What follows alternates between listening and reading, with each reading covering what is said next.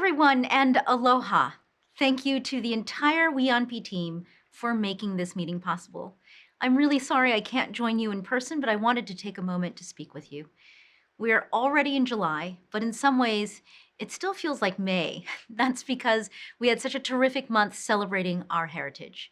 The WHIAANHPI Forum at George Washington University was a huge success. We had nearly 1,000 elected officials, community leaders, and business leaders from all across the country.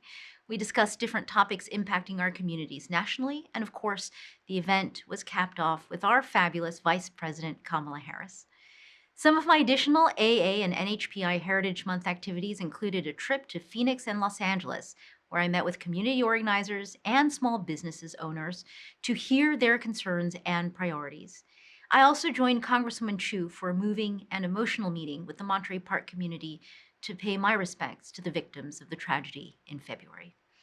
There were many other events and celebrations throughout the month, but I think the takeaway is that our communities are stronger when we team up to be visible together.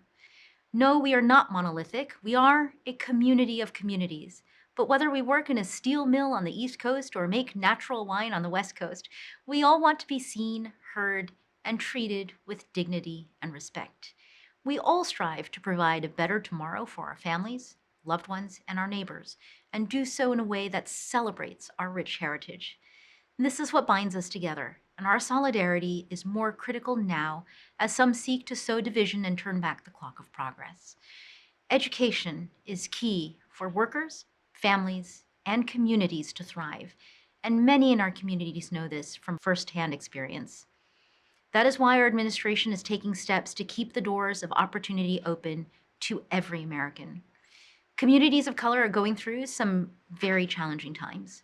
Throughout history, we have faced questions about belonging in a country that often sees us as other. But rather than accepting that as our destiny, I believe we can and must chart a different path. And I remain hopeful that we can and will succeed when we come together. The Commission's leadership and dedication plays such a crucial role in this moment.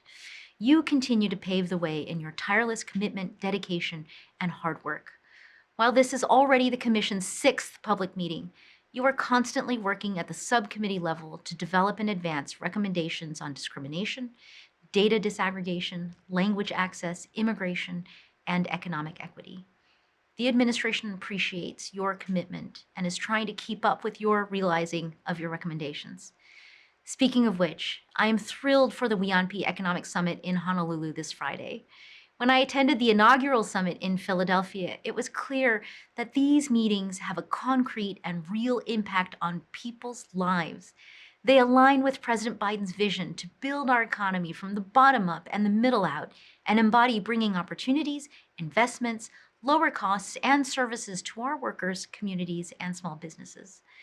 It has been a pleasure to serve as co-chair of this commission alongside Secretary Becerra. As I have traveled throughout the country, I've been fortunate to see the many ways that your service is changing people's lives. I know that not every meeting will feel like we are moving mountains, but our collective resolve will sow the seeds of hope and justice that will bloom for years to come.